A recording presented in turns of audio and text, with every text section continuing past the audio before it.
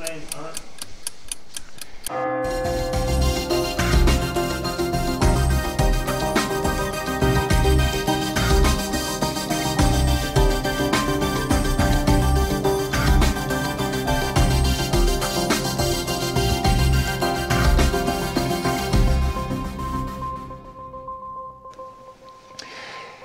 Bonsoir, nous sommes le 8 février. Mon nom est Gilbert Thibodeau. Vous écoutez l'émission Le Candidat. Aujourd'hui, on va parler un peu de...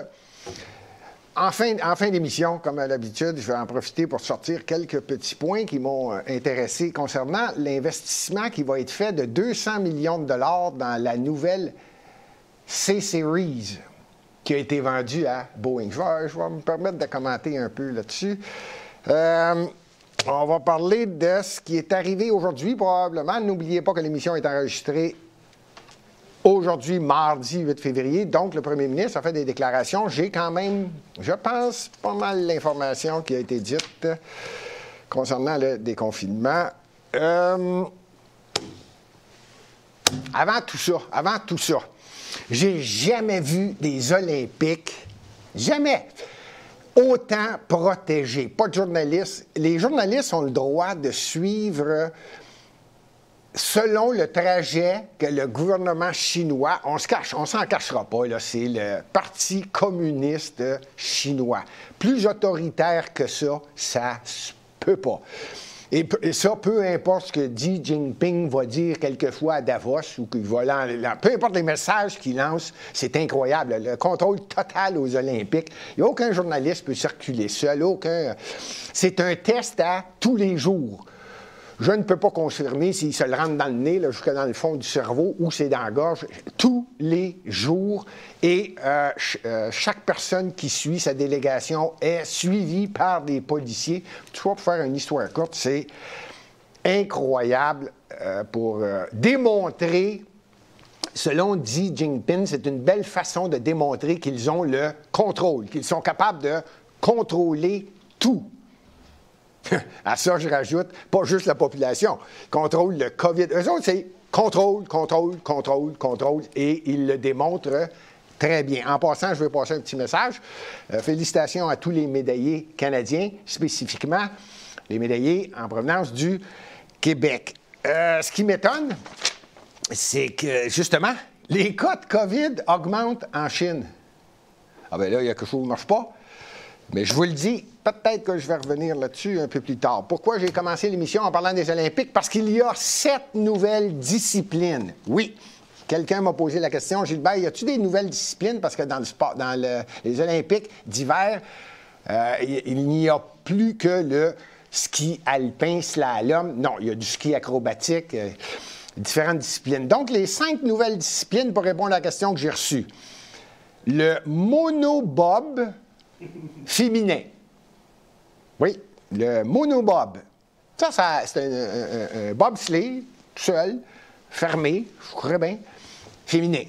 C'est une nouvelle. Saut à ski mix. Pour ceux qui se posent la question, en sport olympique d'été, il y a le plongeon mix. Bon, saut à ski mix. Saut à ski acrobatique mix. Le Big Air, celui-là, ça m'intéresse. Ça fait longtemps que ça existe. Je ne sais pas si c'est le Canada qui a encore poussé sur ce sport-là. Je vous le dis, c'est quelque chose à voir. C'est un...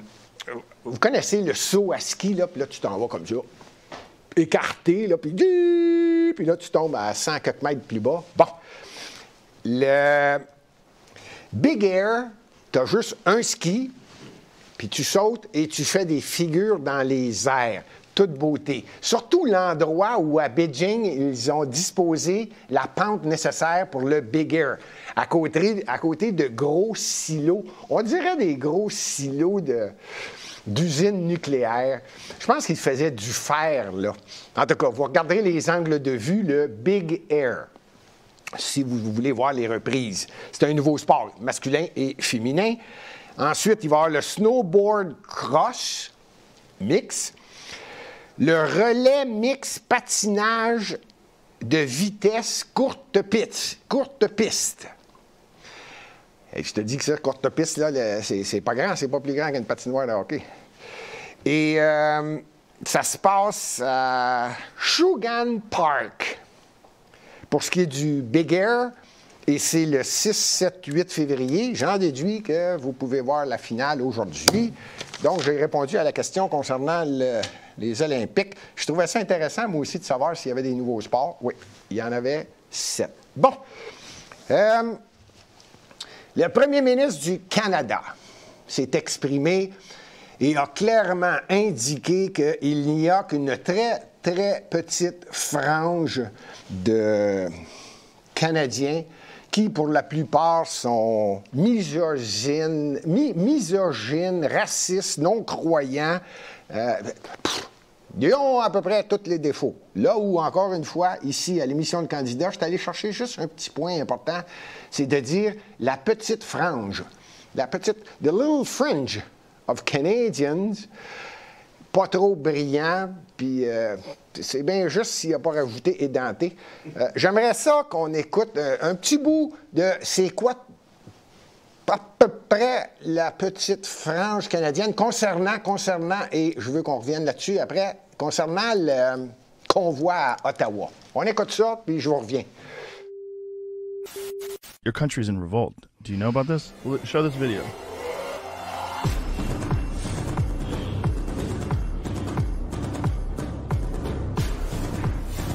Est-ce que vous êtes d'accord, vous autres, avec la vaccination obligatoire? Ah oui, hein? Those who refuse will have to pay a new health contribution. Ils sont extrémistes, qui ne croient pas dans la science, qui sont souvent misogynes, souvent racistes aussi.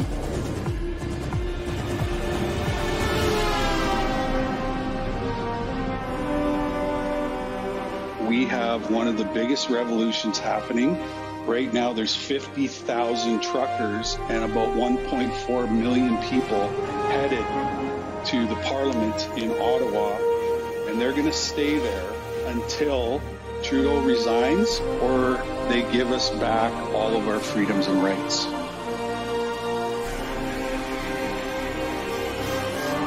Every overpass is packed with Canadians. Look at this right here. Look at this. God bless Canada.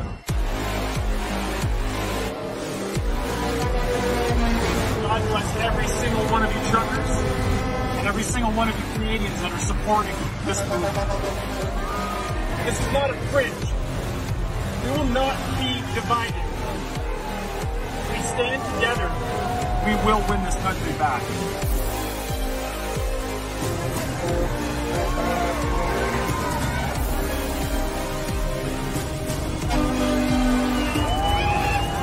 I was at a point where I was giving up on Canada, and you guys have given me hope. You guys are giving us strength. You guys are keeping us going. And wow, we are one big team, one big national team. The entire world is watching us. I firmly believe this is our last stand, and we are not coming home until you are all free. The hockey will continue until freedom improves. What a moment in Canadian history! I love you, Canada! The small fringe minority holding unacceptable views that they're expressing do not represent the views of Canadians.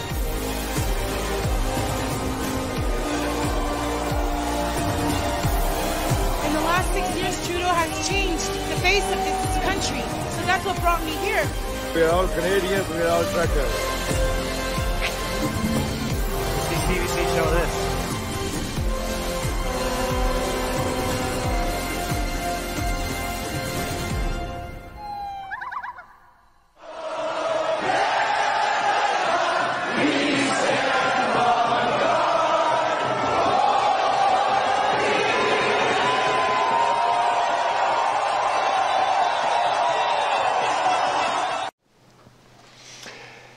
Alors, je me pose la question, faut-il exprimer notre impression en voyant ça?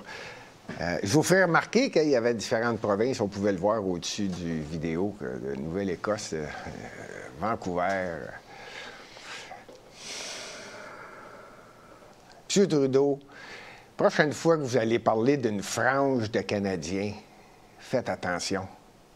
Faites attention. Vous irez faire le calcul de combien y a-t-il de ponts au Canada.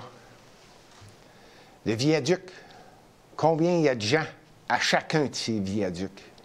Faites attention quand vous dites quelque chose. Ceci dit, je ne comprends pas pourquoi vous êtes encore dans votre sous-sol. C'est plein de gens à Ottawa. C'est tous des voteurs canadiens.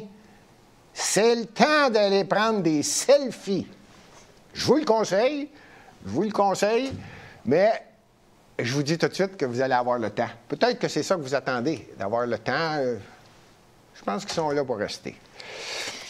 Alors, moi, je veux saluer de façon très, très, très polie les misogynes, les racistes, les non-croyants, peu importe le titre que le premier ministre vous a donné.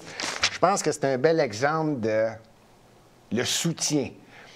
En d'autres mots, l'écœurantite aiguë de différentes mesures de plus en plus démontrées non efficaces. Bon, ça m'a fait plaisir aujourd'hui. Je voudrais également parler de... Quand on parle de société, on parle généralement de la population. On a toujours l'impression qu'on parle des adultes. Croyez-moi qu'il y a un grand développement d'antidépresseurs chez les jeunes. Incroyable. Forte hausse chez les jeunes. Jeunes, pour vous, c'est quoi? C'est pas compliqué. La consommation d'antidépresseurs est en hausse chez les jeunes Québécois, particulièrement parmi ceux âgés de 14 ans et moins. 14 ans et moins. On parle d'une augmentation de 28 de consommation. Vous connaissez les produits antidépresseurs. Incroyable. Si on continue et on va jusqu'à la fin, vous avez bien lu, le phénomène touche en particulier les garçons de 9 ans et moins, et les filles à partir de l'âge de 10 ans. Je ne sais pas si un politicien va le réaliser. Là, je vise directement François Legault. On va laisser M. Trudeau avec ses antidépresseurs à Ottawa. On va arriver au Québec. M. Legault, c'est pas plus fin ce que vous êtes en train de faire. Vous le savez, vous êtes en train de détruire une génération complète. Rappelez-vous que tous les enfants, peu importe, 8 ans, 9 ans, 10 ans, 11 ans, c'est de ce dont on parle, là. Si vous leur enlevez 2 ans de leur vie, là, c'est 20 de leur vécu que vous avez scrappé. Je ne suis pas sûr que vous comprenez ce chiffre-là. Moi, j'ai posé souvent des questions. Il y a plusieurs médias, lors de la campagne électorale de 2021, qui me revenaient sur le sujet. Bien là, M. Thibodeau, vous posez bien des questions. Vous n'êtes même pas médecin. Hey, on peut-tu, à un moment donné, parler intelligemment? Justement, parce que je ne suis pas médecin que je pose des questions. Deuxièmement, si je veux de l'information là, au niveau des statistiques, des chiffres, des problèmes, je n'ai pas besoin d'être médecin. J'ai seulement qu'à regarder les statistiques. Ce sont des chiffres. Alors, quand j'entends l'ordre donné au gouvernement pour répéter à toute personne qui pose des questions, « Hey, tu n'es pas médecin, tu n'as pas d'affaire à faire de commentaires ou poser de questions. » Je pense qu'il est peut-être temps. J'aime pas l'expression, mais je pense qu'elle commence à prendre place dans ma tête, M. Legault. Les enfants, vous êtes en train de scraper une génération. Je ne sais pas si c'est vous ou si c'est la firme McKinsey qui est en arrière de vous, qui dirige tout. Et si c'est cette firme-là, qui paye? Parce que, M. Legault, vous l'avez dit ouvertement que ça vous coûtait quelques millions de dollars pour être conseillé par la firme McKinsey. Mais est-ce que McKinsey travaille seulement que pour quelques millions de dollars ou reçoivent des millions de dollars de certaines pharmaceutiques et s'implantent actuellement dans différents pays? toujours les mêmes, ceux que vous répétez, qui, comme par hasard, les dirigeants, engagent la firme McKinsey pour les conseiller. J'ai pas besoin d'aller bien plus loin. La question revient souvent. Oui, je vais y répondre, sauf que je veux avoir le dossier complet. Pour vous nommer rien qu'un pays, c'est évidemment la France. M. Macron qui se sert de McKinsey. Vous avez compris. Tout ça pour vous dire, Monsieur le Premier ministre, il est peut-être temps. En fait, à mon avis, et jamais je me serais permis de faire une émission du genre d'aujourd'hui, il y a 2 ans. Lux Média, c'est un média indépendant. Indépendant veut dire que toute personne qui écoute actuellement, c'est avec grand plaisir qu'on accepte tous les dons. C'est la façon de pouvoir distribuer des nouvelles qui ne sont pas dans les médias traditionnels, subventionnés à tour de bras par Trudeau et, au Québec, M. Legault. Pour ceux qui ne le savent pas, merci, bienvenue aux gens de la France. Ici, au Québec, le gouvernement du Québec donne 13 millions de dollars par mois à différents médias traditionnels, qu'on appelle subventionnés, pour passer des annonces de 30 secondes pour répéter constamment « Faites-vous vacciner et n'oubliez pas de garder votre masque, vous lavez les mains, gardez la distanciation. » Autrement dit, faites-vous vacciner, restez chez vous, puis sortez pas plus. Totalement imbécile. Puis je pèse mon mot. Pourquoi? Je répète, parce que j'aurais pas pu dire ça il y a 1 an. Sauf que de plus en plus, actuellement à travers le monde, la liste est longue. Le déconfinement, le masque qui va être retiré, le pass sanitaire qui, lentement, en train d'être retiré partout, sauf au Québec. M. Legault, j'ai toujours dit que Justin Trudeau était une risée. Lui, il l'a dit ouvertement, qu'il aime la Chine, il aime le contrôle, et c'est clair dans sa tête que les gens doivent être dociles. C'est la seule façon de diriger. On rend les gens obéissants. Je vais rester poli. Les gens sont obéissants. Maintenant, on n'acceptera plus une coche plus haute qu'obéissant. Non, c'est obéissant, esclave. En fait, on s'en va vers un système radical. Il y a longtemps que je le dis au Canada. Ça, j'ai réglé ça. Ça fait un bout de temps dans différentes émissions dans le passé. Mais là, M. Legault, vous êtes proche de devenir la risée à la grandeur du Canada.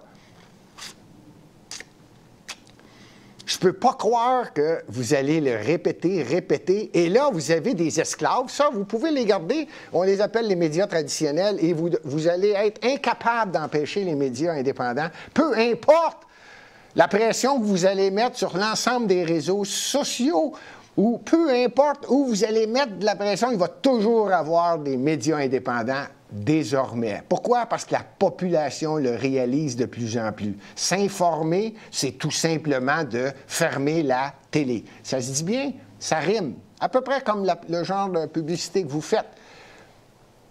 Les gens vont fermer la télé pour s'informer. Vous comprenez le principe, M. Legault? Oui.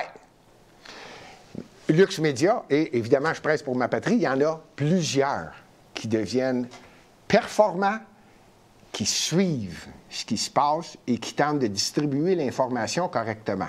Il est démontré, prouvé, que tous les médecins qui tentent de donner de l'information qui va à l'encontre du narratif, comme par magie, reçoivent des coups de téléphone « Femme, ta gueule » pendant qu'à femme juste.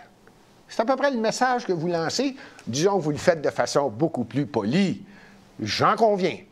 Mais disons que c'est clair, que si vous n'arrêtez pas, on va faire des ventes records d'antidépresseurs. Et là, ce sont les enfants. Je pense que vous ne le réalisez pas, là. Je pense que vous êtes totalement déconnectés. Et je tente de rester poli, puis ça doit paraître. Je voulais juste dire que je trouve ça déplorable de voir la société que j'ai toujours qualifiée de socialiste en voie vers le communisme au Canada, que ça s'en vient au Québec. Et ça, M. Legault, c'est à cause de vous. Rappelez-vous-en, parce qu'il y en a un paquet que vous allez peut-être appeler la petite frange qui va s'en rappeler. Puis elle va être franche. Croyez-moi sincère. Par contre, M. Legault, j'ai vu qu'aujourd'hui, probablement en même temps que je parle, étant donné que l'émission est préenregistrée aujourd'hui, exceptionnellement, que vous allez faire déjà des déconfinements beaucoup plus rapidement que prévu. Je ne sais pas si vous savez que peu importe ce que vous allez faire, tiens, c'est écrit, le Québec accélère son déconfinement. Voici ce qui doit être annoncé par Legault. Alors, j'ai également la feuille ici et on a les déconfinements. Donc, on prévoit samedi le 12 février et lundi le 14 février et le 28 février. Je vais commencer par le 28 février. Ça, c'est à la fin du mois de février. On va ouvrir les bars avec certaines restrictions. Et juste avant ça, le 14 février, on va pouvoir, comme par magie, reprise des matchs pour les jeunes, les adultes, les spectateurs dans les gradins. Tiens, coïncidence, juste pour le Super Bowl. Le 12 février, c'est le 12 février, rassemblement privé, recommandation, 10 personnes ou 3 bulles de famille, là, puis restaurant, 10 personnes de 3 bulles, famille obligatoire. Bon! Donc, ça vous donne à peu près ce que vous allez avoir dit aujourd'hui ou que vous avez dit. M. Legault, pas sûr. La semaine passée, j'ai dit c'est facile de sortir de la pâte à dents d'un tube de pâte à dents. C'est dur de le rentrer, hein? Il est évident que vous ne pouvez pas le dire du jour au lendemain. Je pense qu'on a fait une grosse erreur depuis 2 ans. On a appris par la science qu'on s'est trompé. Et je répète, je ne suis pas médecin. C'est parce que je ne suis pas médecin que je peux vous le dire. Il n'y a pas plus imprécis que la science, que la recherche et développement en médecine. Parce que c'est à tâtons qu'on réussit à trouver les solutions et comprendre le développement de la science. Alors, c'est justement là que je dis que vous faites une... Ça serait gênant de tout arrêter et de clairement indiquer que c'est pas le vaccin qui était le problème, c'est le système hospitalier dans divers pays qui l'offre gratuitement. Il me semble que ça aurait été facile de dire ça. C'est pas la grippe, qu'elle soit chinoise, qu'elle soit de l'Inde, là, vous appelez ça des variants, peu importe lequel, puis le nom que vous allez donner. J'en déduis déjà là, que le prochain, j'en ai parlé dans une autre émission, avant vous, le BA.2, si je ne me trompe pas, là, ça va être celui au printemps. Lui non plus, pas de point non. Lui, c'est encore un variant COVID. Pourquoi? Parce que tout le monde a embarqué d'un système, on va acheter 100 millions de vaccins pour le COVID. Et là, on va rajouter des doses que vous n'avez pas compris. Je ne suis pas médecin, mais c'est pas la science que vous avez appliquée. C'est tout simplement une piqûre. Et surtout avec votre publicité que je trouve hallucinante, je vais terminer là-dessus, c'est quand vous dites « faites-vous vacciner ». Et 2 fois. Et n'oubliez pas une 3e fois. Et par respect, n'oubliez pas de garder le masque. Confinez-vous quand on va vous le dire. Distanciation sociale, rencontrez pas de monde à votre maison, blablabla, bla. Oubliez pas, vous dites ça à des gens qui ont été vaccinés 3 fois. Je pense que la définition a été modifiée quelque part. Il y a un moment donné, je ne le sais pas, la petite frange de 10 %, j'espère qu'elle va rester solide. Parce que là, vous en avez endormi 90 %. On s'entend tous les deux, M. Legault, j'en parlerai pas à personne, puis il n'y a pas beaucoup de monde qui écoute. Fait que moi, je peux vous le dire, on le sait tous les deux, que c'est pas juste 10 % des gens qui n'ont pas 3 vaccins ou qui n'ont même pas 2 vaccins. On le sait tous les deux. On le sait tous les deux, M. Legault. Si jamais vous n'êtes pas au courant, bien, M. Legault, réécoutez le début de l'émission, puis allez voir les vidéos. Combien est-ce qu'il y avait de gens sur les viaducs? Si vous appelez ça la frange, là, qui réalise quelque chose qui ne marche pas, on a un léger problème.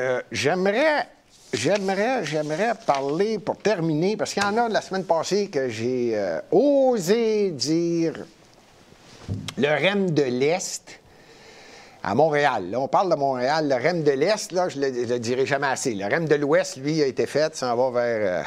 il est déjà en construction, là, puis il s'en va vers Dorval, Edgar.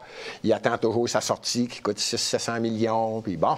Le REM de l'Est, coïncidence, la semaine passée, j'expliquais...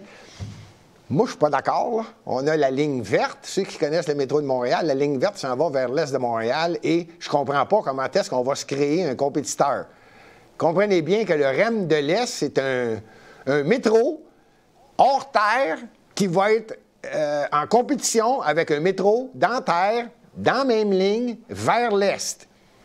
Je l'ai expliqué en campagne électorale. Je l'ai dit et je l'ai répété.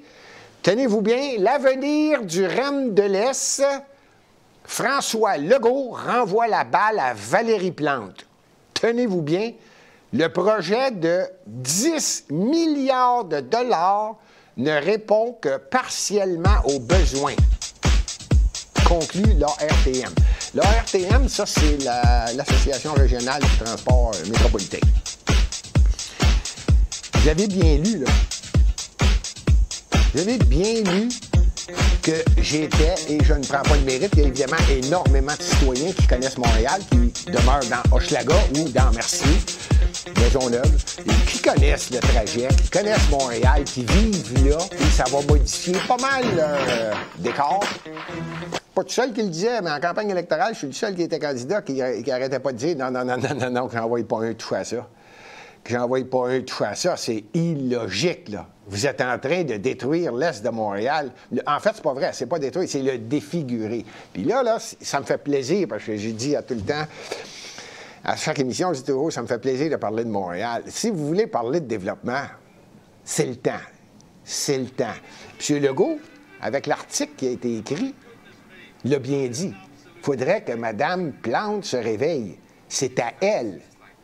Sauf que là, on a un autre problème. C'est Valérie Plante qui, elle, a mis de la pression sur le premier ministre du Québec. Rappelez-vous, il y a 2 ans.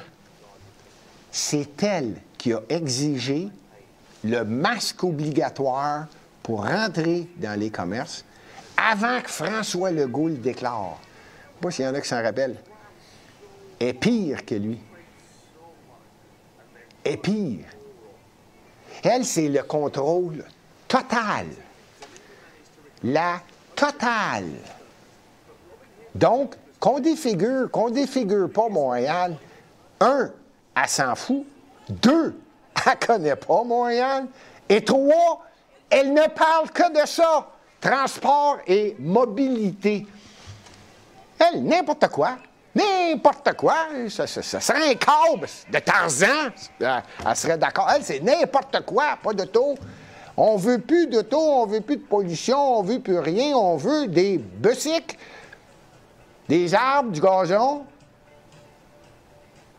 Fait que M. Legault, d'envoyer la balle à Mme Plante, qui, elle, est inconsciente de ce qui se passe. Inconsciente. Le budget de Montréal, il est catastrophique. Catastrophique. Les médias ont poussé pour avoir Valérie Plante à la mairie parce qu'ils ne voulaient pas Denis Coderre. Les médias ont répété qu'il y avait juste 2 candidats. M. Legault, on a un problème majeur à Montréal. Vous êtes un problème au Québec. Moi, j'ai un problème majeur avec le premier ministre du Canada. Sacrifice, je reste à Montréal, je suis pogné avec une fille qui me cause des problèmes au niveau du développement économique de Montréal. Puis là, vous venez de dire, bien là, Mme Plante, occupez-vous-en. Voyons donc, elle n'était même pas au courant que ça coûterait 10-12 milliards. Là, c'est drôle, dans l'article, vous marquez que ça va coûter peut-être 10. Voyons donc. Au début, vous disiez 4, puis ça en coûterait peut-être trop cher pour le métro vert, peut-être 10 milliards. Bon. Là, vous venez de dire que ça va coûter 10 milliards pour faire dehors.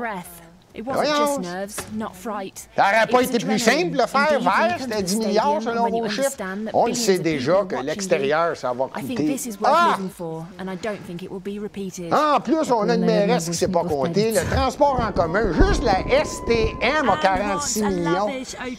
Elle a un déficit de 46 millions. Tout le monde est mélangé à Montréal. Hey, le budget de la STM, on parle de milliards de dollars. C'est même pas 1 de... Personne n'est capable de parler de gestion. Ça devient déplorable, M. Legault. Puis là, en plus, vous venez de dire, Mme Plante, occupez-vous du dossier du REM. Sacrifice! Ça va pas bien. Ça va pas bien. Je voulais parler du REM parce que j'en revenais pas que M. Legault renvoie la balle à Plante. Plante n'a jamais pris de décision, M. Legault. Ça a toujours été la faute à quelqu'un. Écoutez-la parler, c'est jamais de sa faute. Toujours la faute à quelqu'un. Tout ça pour dire que... tiens, j'avais pris une note. Quand arrive le dossier, moi, la mairesse de Montréal, je me dis toujours, bon, là, on va parler de gauche extrême. Fait que je me prépare des petits mots. Autorité, docilité, obéissance. C'est ça. C'est ça. C'est ça. Je te dis qu'on s'en va pas dans le bon sens. Ça serait tellement simple. Et là, je parle à vous, M. Legault, mais là, c'est M. Trudeau qui m'écoute. J'ai toujours l'impression qu'il doit y en avoir un des deux, qu'il y a des espions qui m'écoutent, là. Je sais que c'est pas évident d'avoir menti pendant 2 ans, puis d'essayer de rentrer la part dedans dans le sud, vite. Je vais vous donner un conseil. Je connais quelques camionneurs qui sont pas pressés.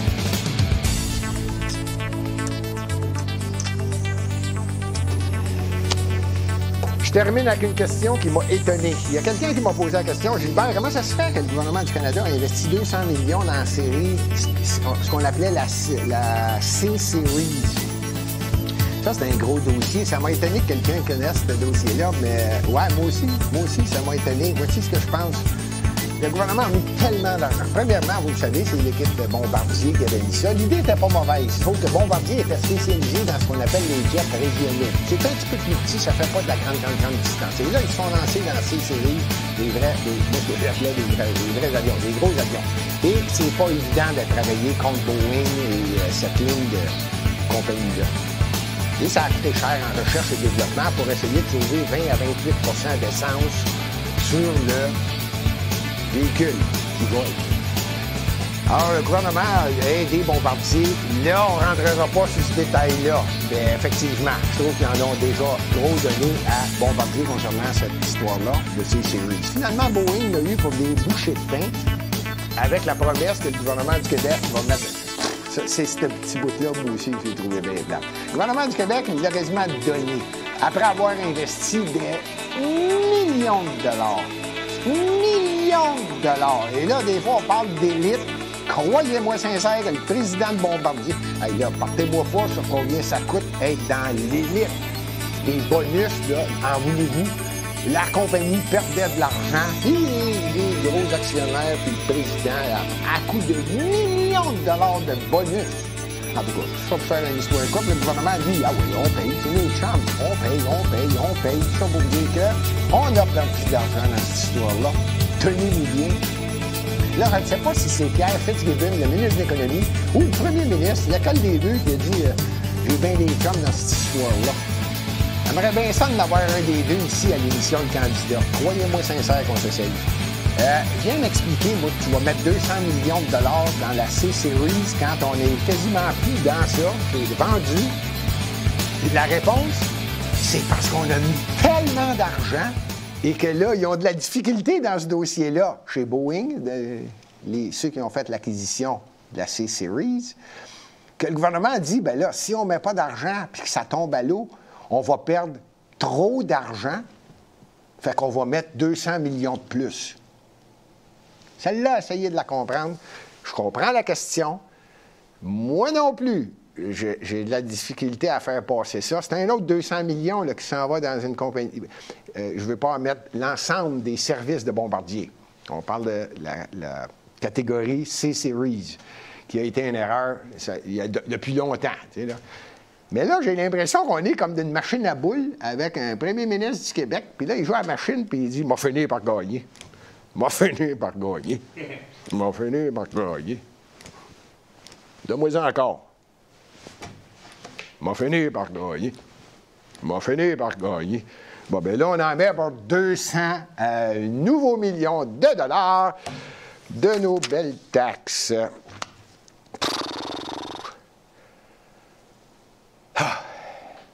La dernière, j'ai pris l'habitude en 2022, en passant, merci à tous ceux qui encouragent Lux Média, qui nous permettent d'avoir du plaisir à faire des émissions, qui informent avec un peu d'humour quelquefois. Et vous pouvez faire des dons de façon à ce qu'on améliore. D'ailleurs, on est en train d'évaluer la possibilité d'avoir une nouvelle émission qui va avoir lieu le jeudi soir à 23h. Oui. Disons qu'on va être beaucoup plus direct dans les commentaires et il y aura, je ne peux pas vous en dire plus, mais disons qu'il va peut-être avoir pas juste un animateur. Donc, merci pour les dons, merci pour la cause des médias indépendants qui tentent de donner le plus d'informations possible. Qu'est-ce que j'allais dire? Ah oui, c'est la première émission de la 5e année du candidat. Aujourd'hui, le 8. Je pense qu'il y a 4 ans, c'était le 9 ou le 7 ou le 11. En tout cas, c'est le 8, semaine, là. Février, donc on commence la 5e année. Cette année, j'ai décidé de finir l'émission toujours avec une question. Et quand j'ai un invité, parce qu'il va y arriver au cours du printemps que je vais avoir des invités, je vous ai quasiment dit qu'on essaie d'avoir. Je vais poser la question à l'invité. Puis quand je n'ai pas d'invité, je vous la pose en direct. Alors, la voici. Il y a du pétrole sur la planète Terre. Tout le monde est au courant de ça. Différents endroits. Et il y a des endroits où le pétrole s'est démontré et prouvé. La réserve de pétrole, les recherches ont été faites. Le carottage, vérification des sols, et peu importe, tout a été vérifié de façon à vérifier si effectivement il y a des nappes de pétrole dans différents pays. Ma question, quel pays, dans les 10 premiers, je vous pose la question, qui a la plus grande réserve de pétrole au monde? Quel pays a la plus grande réserve de pétrole, mais déjà prouvé, recherche. Vous comprenez le principe, là. C'est évident qu'il y a des pays, j'allais dire comme par exemple, je sais pas moi, en Afrique, il y a peut-être certains pays qui n'ont pas fait de recherche dans le sol, donc ils ne peuvent pas savoir s'il y en a. Moi, je vous dis ceux où les recherches ont été faites et démontrées. Donc, OK, on y va. Alors, là, j'ai assez parlé, hein? Vous avez eu le temps de penser. Quel pays? Hop! Ici, on a déjà quelqu'un, un technicien ici en arrière que je remercie. Ça fait déjà 4 ans qu'on travaille ensemble. 4 ans. Rappelez-vous de ça. Au début, je disais, il n'y a pas le droit de parler. J'arrive ici, il part la caméra, puis part. Ça n'a pas changé. C'est encore comme ça. Puis il se permet encore de faire des commentaires. Là, il a dit quoi? Norvège? Ouais. Norvège. Bon. Y a-t-il quelqu'un quelque chose à dire là, à la caméra? Je vais vous le dire, moi. Étonnamment, moi, j'aurais dit l'Arabie Saoudite. C'était comme facile. Le pétrole, les autres, tu fais juste gratter un peu de sable, pouf, le pétrole sort. Eh bien non. Le numéro 1, avec 305 milliards de barils. Tenez-vous bien, le Venezuela. N'en revenez pas. Un pays qui, imaginez, aurait-tu pu se développer, ce pays-là? Je crois qu'il s'en va pas mal vers la gauche, lui. Hein? Si je ne me trompe pas, là, hein, ils ont de la misère. Venezuela, 305 milliards de barils. L'Arabie Saoudite, évidemment, 200. J'arrondis les barils, là. Envoyez-moi, écrivez-moi pas de note pour me dire, je tu t'es trompé de 7 barils, là. Arabie Saoudite, 260 milliards de barils. L'Iran, 208 milliards de barils. Le 4e va vous impressionner. Je pourrais me permettre des commentaires, mais je vais me retenir, je vais en parler dans une autre émission. 4e pays avec la plus grande ressource pétrolière au monde. Canada. 170 milliards de barils. Je vais faire une émission sur l'environnement, ce qu'on appelle la pollution, l'environnement, toute la nouvelle mode de « il ne faut pas polluer ». Je vais faire une émission là-dessus et je vais revenir justement sur les richesses naturelles du Canada non développées à cause d'une certaine mode qui existe depuis un certain temps. Tout ça pour te dire que Canada, 4e au monde, 170 milliards. L'Irak, 145. C'est pas la même chose quand on dit les Émirats arabes. Arabes Émirats, c'est pas la même chose que l'Arabie saoudite. 106 milliards. Le Koweït, 104. La Russie, 102. On parle de milliards de barils. La Libye, 48 milliards. Le Nigeria, ça m'étonne. Le Nigeria, 36 milliards, c'est-à-dire autant que égalité, 9e, 10e que les États-Unis. 36 milliards de barils de pétrole. Oil.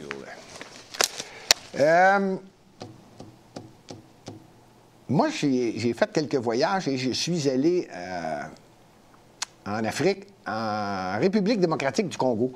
Et au sud du Congo, c'est l'Angola. Et là, je me suis dit, comment ça se fait qu'ils ne sont pas dans les richesses naturelles de pétrole au monde? Parce qu'ils appellent ça une éponge près des côtes du Congo et de l'Angola. Puis là, je disais, ouais, non, tout le monde parle de ça. La Chine veut l'avoir. Ça, c'est une autre émission qu'on va faire. La Chine veut absolument pogner le pétrole partout dans tous les pays d'Afrique, si possible. Quand ils sont capables, ils sont en train d'installer des ports partout en Afrique. Et non, l'Angola, le Congo n'est pas là. Et on parle seulement que de 15 à 18 milliards de barils. C'est quand même énorme, mais je pensais que c'était plus que ça. Donc, pour ceux qui voulaient le savoir, là, les 5 premiers, Venezuela, Arabie Saoudite, Iran, Canada, Irak. Les plus grandes réserves de pétrole au monde. La semaine prochaine, on va peut-être toucher un petit peu plus en profondeur, finalement, au budget de Montréal, mais il y a toujours quelque chose qui arrive. Là c'est cette semaine, là, c'était les camionneurs. À chaque semaine, il y a quelque chose de peut-être, mais je vais finir de me rendre avant que le printemps arrive. Je vais avoir fait le tour du budget de Montréal. Je vous le dis, il est catastrophique. C'est affreux. C'est affreux. Et là, je ne parle pas juste au niveau monétaire. Là, je parle au niveau... La ville se vide. La ville... Les gens disent toujours, ben non, la ville ne se vide pas, il y a toujours des acheteurs. Ouais. Vous allez comprendre quand je dis la ville se vide. C'est pas le même monde qui rentre. Croyez-moi sincère. C'est tout. Ça m'a fait plaisir. On se reparle la semaine prochaine. Salut! Piouf.